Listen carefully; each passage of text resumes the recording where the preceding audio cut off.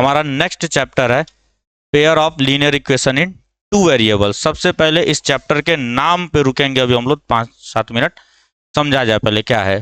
Pair का मतलब होता है जोड़ा, डबल मतलब टू। लीनियर इक्वेशंस का मतलब होता है ऐसे इक्वेशंस जिनकी डिग्री 1 होती है और दो वेरिएबल्स हैं। ठीक है, मतलब क्या हुआ सर, ऐसे इक्वेशंस जिनकी डिग्री 1 होगी। लीनियर इक्वेशन क्या बोलता है हमसे, डिग्री 1 है। टू वेरिएबल्स क्या बोलता है, टू अननोन्स हैं। वेरिएबल का मतलब two unknowns, for example X Y, Y Z, X Z, ETC, कुछ भी हो सकता है। और पेयर का मतलब होता है टू। सबसे पहला सवाल, दो ही क्यों इक्वेशन चाहिए मुझे दो ही इक्वेशन क्या चाहिए, क्यों? क्योंकि दो वेरिएबल हैं।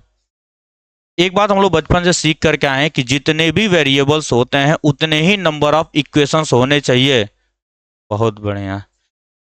जितने दो वेरिएबल्स हैं तो दो ही इक्वेशंस होंगे तभी हम उसको सॉल्व कर सकते हैं। सर कैसे आपको यह पता, क्यों एक इक्वेशन में नहीं सॉल्व कर पाऊंगा क्या मैं? अगर मैंने दिया तुम्हें x plus Y is equal to 9, तो क्या इसमें सॉल्यूशन नहीं निकलेगा? सॉल्यूशन का मतलब क्या होता है, x और y की ऐसी वैल्यू जो इस गिवन इक्वेशन को सेटिस्फाई करे। सेकंड चैप्टर में पूरा 10 दिन यही बात हुई है।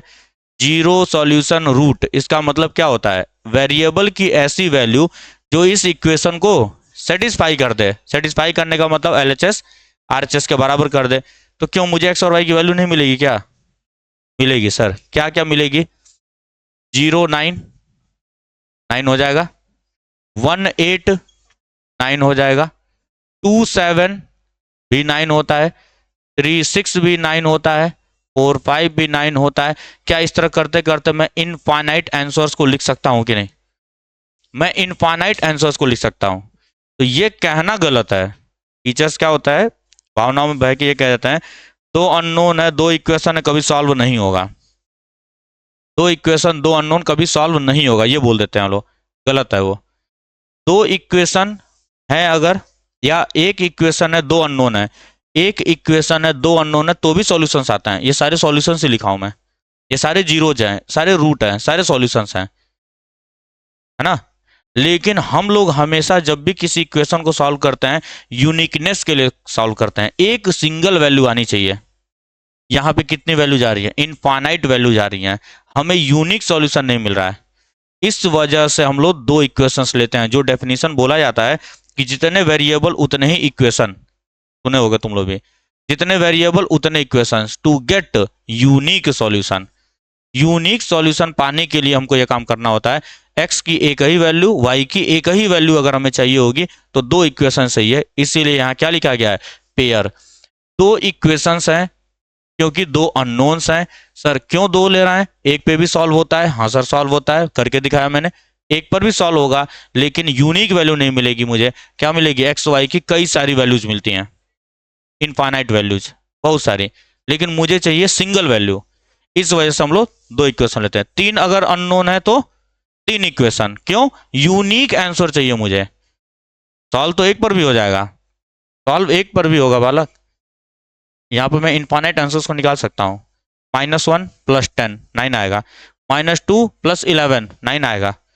कई सारे इनफाइनाइट वैल्यूज को मैं रख रख के सेटिस्फाई करवा सकता हूँ। लेकिन हमारा क्या होता है, टारगेट यूनिक वैल्यू निकालना। इस वजह से इस चैप्टर का नाम क्या है, pair of linear equations in two variable. मतलब दो वेरिएबल हैं तो दो ही इक्वेशंस होने चाहिए, पेयर है इसीलिए। सही। तुम लोग क्या करते हो, चैप्टर का नाम ही नहीं पढ़ते हो। चैप्टर खुद ही बोल रहा है सब कुछ। चैप्टर खुद ही बोल रहा है कि दो इक्वेशंस होंगे सर, दो इक्वेशन बनेंगे, दो अननोन्स होंगे इसमें। ठीक, चलो अब आगे शुरू करते हैं। सर तो हमको पता है लीनियर इक्वेशन का जनरल फॉर्मेट क्या होता है। लीनियर इक्वेशन जो तुमको पढ़ाया जाता है, लीनियर पॉलिनोमियल पढ़ाया था। लीनियर पॉलिनोमियल का क्या था, ए एक्स प्लस बी था कि नहीं? पॉलिनोमियल हम लोगों ने पढ़ा था, ये ए एक्स प्लस बी क्या होता था, लीनियर। और ये क्या होता था, a x square plus b x plus c quadratic. सही है, अरे बात समझ में। अब देखो यहाँ पे क्या है, दो वेरिएबल्स है कि नहीं है, और वो भी लीनियर है कि नहीं है, मतलब ये वाला होगा। लेकिन यहाँ पे सिंगल वेरिएबल है कि नहीं। तो हम लोग यहाँ पे जो जनरल इक्वेशंस बनाते हैं, जनरल इक्वेशन, इक्वेशन है बाबू ध्यान से सुन लो, उधर पॉलिनोमियल था, इक्वल टू कुछ भी नहीं था, इक्वेशन में इक्वल टू समथिंग आता है।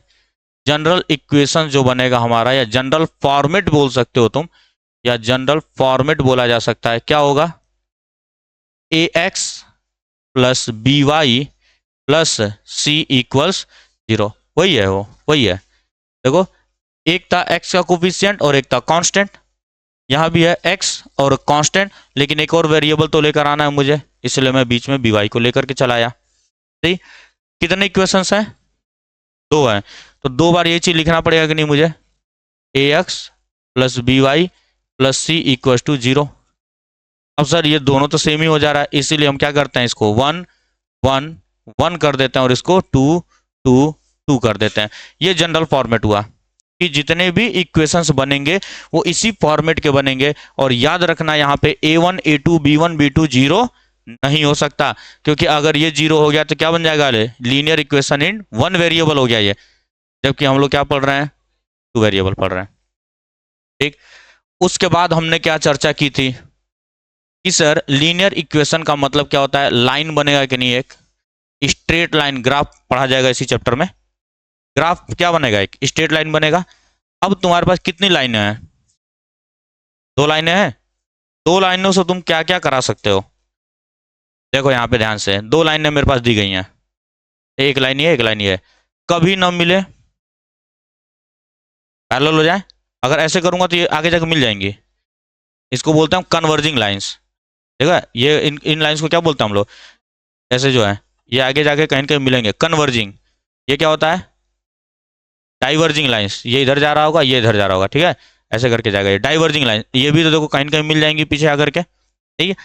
तो ध्यान से सुनो क्या क्या हो सकता है, देखो पहले कभी नहीं मिलेगा पैरेलल लाइंस, पैरेलल लाइन कभी नहीं टच कर सकता है, कभी नहीं मिलेगा ये, कहीं भी कितना ही बढ़ाते रहो। या हो सकता है कि एक बार टच करे, इधर से टच करे चाहे इधर से टच करे, कन्वर्जिंग हो या डाइवर्जिंग हो, एक बार कट कर सकता है, या ऐसा एक के ऊपर एक लेट जाए, हमेशा कट करता रहे। 3 ही पॉसिबिलिटी हो सकती है कि नहीं, 2 लाइनों से 3 ही पॉसिबिलिटी बनाई जा सकती है, कभी न टच करे, एक बार टच करे और टच टच टच टचा टच रहे इसका, यही 3 पॉसिबिलिटी हो सकती है कि नहीं। हमको पता है यहाँ पे कि x और y की वैल्यू निकालनी है मुझे, वेरिएबल्स की वैल्यू हमको निकालनी होती है। सॉल्यूशन, सॉल्यूशन का मतलब x और y की वैल्यू मींस वेरिएबल की वैल्यू। सर अगर कभी नहीं मिला तो कितने आंसर आएंगे, x और y कोई वैल्यू आएगी क्या, x और y की वह वैल्यू देखनी होती है जो दोनों पे लाई करे। सॉल्व करने का मतलब होता है x और y की ऐसी वैल्यू जो दोनों ही लाइन पर क्या करे, दोनों की इक्वेशन को सेटिस्फाई करता हो एट अ सेम टाइम। क्यों बता रहा हूं मैं, क्योंकि ऐसे कई क्वेश्चंस आएंगे, तुमको समझ में नहीं आएगा क्या निकालना है, क्वेश्चन को 3-4 बार पढ़ोगे, तुम्हें वहां पे एक भाव निकलेगा उस क्वेश्चन से। क्या भाव निकलेगा कि हमें ऐसा एक पॉइंट निकालना है जो दोनों लाइनों पे लाई करता हो, है ना। दोनों पॉइंट्स, एक ऐसा पॉइंट निकालेंगे जो दोनों लाइन पे लाई करता हो, उसी को हम सॉल्यूशन बोलते हैं, उसी को हम रूट बोलते हैं। ठीक, तो अगर बालक मैंने तुम्हें 2 लाइनें दी हैं, तो अभी अभी बात हुई, 2 लाइनों से 3 चीजें हो सकती हैं। क्या हो जाए, लाइन आपस में पैरेलल हो जाए, तो कभी कोई सॉल्यूशन होगा क्या, ना, कोई सॉल्यूशन नहीं होगा। उसके बाद क्या हो सकता है, लाइन इंटरसेक्ट कर सकता है एक जगह पे, एक जगह पे इंटरसेक्ट कर सकता है 2 लाइनों के साथ, ये सेकंड कंडीशन है। तीसरा कंडीशन क्या है, एक के ऊपर एक ही लेट जाए, दोनों लाइनें एक के ऊपर एक लेट जाए, इसको हम बोलते हैं पैरेलल लाइंस। इसको क्या बोलते हैं, पैरेलल लाइंस। इसको बोलते हैं हम लोग intersecting lines, intersecting lines, intersecting line. और इसको बोलते हैं कोइंसिडेंट लाइंस, कोइंसाइड कर गया सर, एक के ऊपर एक लेट चुका है, कोइंसिडेंट लाइंस। अब यहां ध्यान से देखो, यहां पर एक कभी मीट नहीं करेगा, मतलब no common point means no solution, no common point no solution. यहां पे एक जगह मीट किया है, मतलब एक ऐसा पॉइंट है, यहां पर एक ऐसा ये पॉइंट है जो इस लाइन पर भी लाई कर रहा है और इस लाइन पर भी लाइन कर रहा है, तो इसको क्या बोलते हैं हम लोग, यूनिक सॉल्यूशन बोलते हैं हम। यूनिक सॉल्यूशन बोलेंगे या वन सॉल्यूशन भी बोल सकते हो तुम। कोइंसिडेंट का मतलब देखो दोनों लाइन का ये पॉइंट ये पॉइंट ये पॉइंट ये पॉइंट ये पॉइंट ये पॉइंट सब के सब कोइंसाइड कर रहा है कि नहीं। तो यहाँ पे क्या हो जाएगा, इनफाइनाइटली मेनी सॉल्यूशन भी बोलते हैं, या सिर्फ तुम बोल सकते हो मेनी सॉल्यूशंस, मेनी सॉल्यूशंस। इतनी बात समझ में आई क्या? तो हमें एक बात पता चला कि सर जब भी मैं दो लाइनों को लूंगा, जब भी मैं दो लाइनों को लूंगा हमारे पास तीन केसेस बनते हैं। इन जनरल दो ही केस बनेगा। अगर मैंने दो लाइंस दिए हैं तो क्या होगा, या तो इंटरसेक्ट करेगा या तो इंटरसेक्ट नहीं करेगा, करेगा करेगा नहीं करेगा। इंटरसेक्ट करेगा, अरे कई बार इंटरसेक्ट कर चुका है, इंटरसेक्ट किया तो दो लाइनों से कंडीशन क्या बनेगा, इंटरसेक्ट करेगा इंटरसेक्ट नहीं करेगा। अगर मैं दो इक्वेशंस दिया हूं तुमको, सही है, तो दो ही संभावना बनती है, या तो ये सॉल्व होगा या तो सॉल्व नहीं होगा। अब इसका ये कतई मतलब नहीं है, एक बात याद रखना, कि तुम नहीं सॉल्व कर पाए तो तुम बोल दिए सॉल्व ही नहीं होगा। जमीन आसमान का अंतर है। तुमसे सॉल्व नहीं हुआ और पूरे ब्रह्मांड से सॉल्व नहीं हुआ, इसमें जमीन आसमान का अंतर है। तुम सॉल्व नहीं कर पाए, सही है, और इस धरती पर इस ब्रह्मांड पे कोई सॉल्व नहीं कर पाया। जब कोई नहीं सॉल्व कर पा रहा है इसका मतलब क्या है, वो नो सॉल्यूशन है, सॉल्यूशन एग्जिस्ट ही नहीं कर रहा है, इसका मतलब कोई नहीं सॉल्व कर पा रहा है। तुम नहीं सॉल्व कर पा रहे हो मतलब गलती कर रहे हो कहीं ना कहीं। ठीक, तो अब ध्यान से सुनना, ये बातें समझ में आ गई होंगी, इसको मैं हटा रहा हूं। हमें जो मेन चीज समझना है, सॉल्यूशन के दो टाइप्स बनेंगे, फिर यहाँ पे सॉल्यूशन के दो टाइप्स बनेंगे, और इसी क्लास से तुम्हारा मिनिमम 2 नंबर का क्वेश्चन आज जो पढ़ाया जाएगा वो आएगा। सॉल्यूशन के दो केसेस बनेंगे सर। पहला, डज नॉट एग्जिस्ट, सॉल्यूशन ही ना हो, मतलब पूरे ब्रह्मांड के लोग सॉल्व ना कर पाए, कोई सॉल्व नहीं कर सकता है। और अगला क्या होगा, सॉल्यूशन एग्जिस्ट, एग्जिस्ट। ठीक है, सॉल्यूशन डज नॉट एग्जिस्ट का मतलब क्या हुआ, इनकंसिस्टेंट हम इसको बोलते हैं, मैथ्स में क्या बोलते हैं हम इसको, इनकंसिस्टेंट। बोर्ड में डायरेक्ट यही वर्ड लिख करके आता है, इनकंसिस्टेंट। और एग्जिस्ट किया तो कंसिस्टेंट, कंसिस्टेंट। इनकंसिस्टेंट का मतलब सॉल्यूशन नहीं है, सॉल्यूशन नहीं है इसका मतलब पैरेलल हुआ कि नहीं, लाइंस आपस में पैरेलल हैं तभी सॉल्यूशन नहीं होगा। इसी को मैं बोल सकता हूं नो सॉल्यूशन, कोई सॉल्यूशन ही ना हो, नो सॉल्यूशन। और सर अगर वो कंसिस्टेंट है, सॉल्यूशन एग्जिस्ट करता है, फिर दो केसेस होते हैं, एक सॉल्यूशन अनेक solution, one solution many solution. अगर सॉल्यूशन है तो फिर से दो केसेस होंगे, या तो एक ही जगह कट करे या तो कटाकट चलता ही रहे, काटता ही रहे, वो यूनिक सॉल्यूशन हो जाता है। यहाँ लिख देते हैं यूनिक, यूनिक लिखता है, चलो यूनिक सॉल्यूशन, यूनिक का मतलब होता है वन, यूनिक सॉल्यूशन या तो मेनी सॉल्यूशन, यूनिक सॉल्यूशन या तो मेनी सॉल्यूशन, या तो एक ही सॉल्यूशन हो या तो अनगिनत सॉल्यूशन हो। जब यूनिक सॉल्यूशन होगा, अब फिर से यहाँ पे नो सॉल्यूशन को ही हम लोग क्या बोलेंगे, पैरेलल लाइंस, पैरेलल लाइंस बोले थे कि नहीं अभी, पैरेलल लाइंस। ठीक है, यूनिक को हम लोग बोलते हैं क्या, इंटरसेक्टिंग। अबे कौन है ये वन वन याद करके आया, खाली एक ही चीज बोल रहा है, एक याद करके आया वन सॉल्यूशन, तो वही चिपकाया जा रहा हर जगह, यहाँ नहीं तो वन सॉल्यूशन तो वन सॉल्यूशन तो वन सॉल्यूशन। चलो इधर देखो, मेनी सॉल्यूशन का मतलब लेट चुकी है लाइन, को इंसिडेंट लाइन्स, को इंसिडेंट लाइन्स। बालक ध्यान से सुन लो, बोर्ड में बार बार, ठीक है, या तो इस वर्ड को लिख करके पूछेगा, या तो इसको लिख करके पूछ लेगा, या तो इसको लिख करके पूछ लेगा।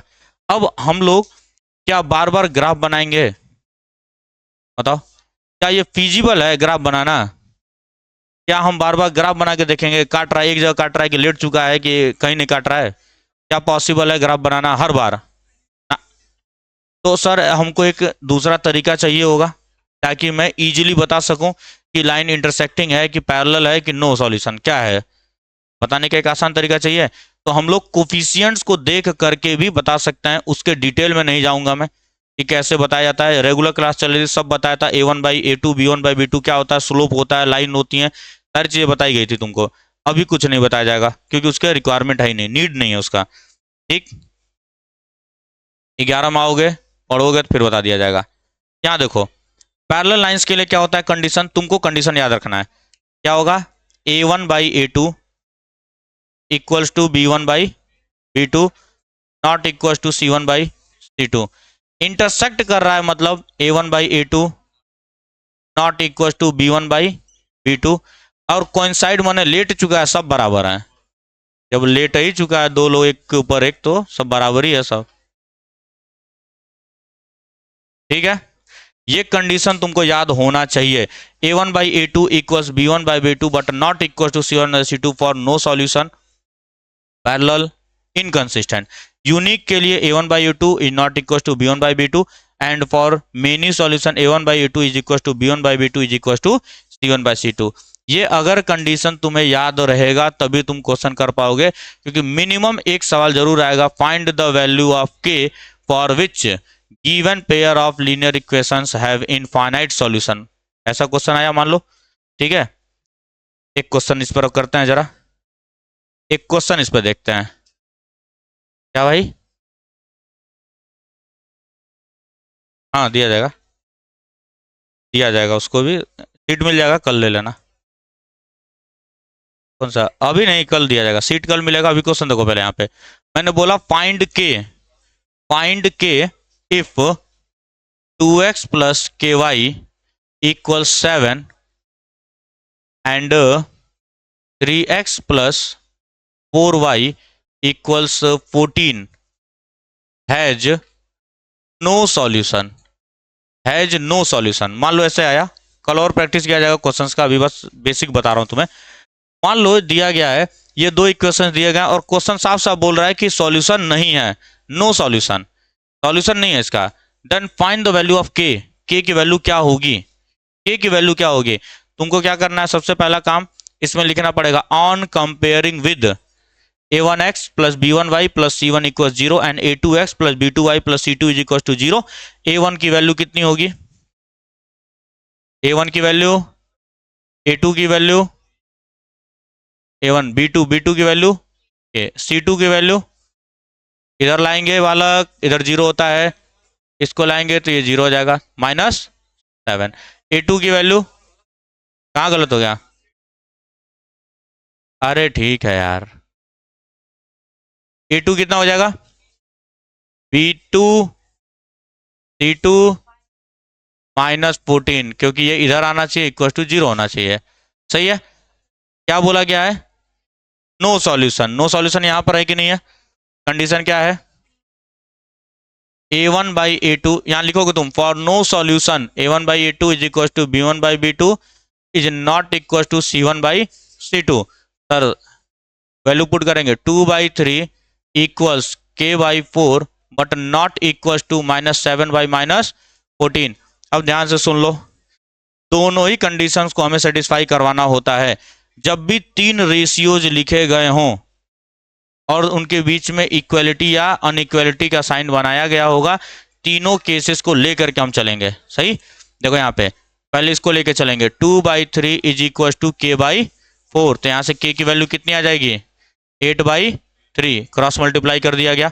उसके बाद से इन दोनों को लेकर के चलेंगे, and k/4 is not equal to 7/14, minus से माइनस काट दिया हूं मैं, 1/2 हो जाएगा, ये उधर गया तो, and k is not equal to 4/2, 2 हो जाएगा। सही है, उसके बाद देखो इन दोनों को भी हमको दिखाना पड़ेगा, this is also not equals, यहाँ पे 1/2 है, यहाँ 2/3 ऑलरेडी दिख रहा है, यहाँ 2/3 है, यहाँ 1/2 है, ऑलरेडी दिख रहा है, बराबर नहीं है तो उसको दिखाने की कोई आवश्यकता नहीं है। दो आंसर्स आएंगे, k की वैल्यू 8/3 हो सकती है और k की वैल्यू 2 नहीं हो सकती।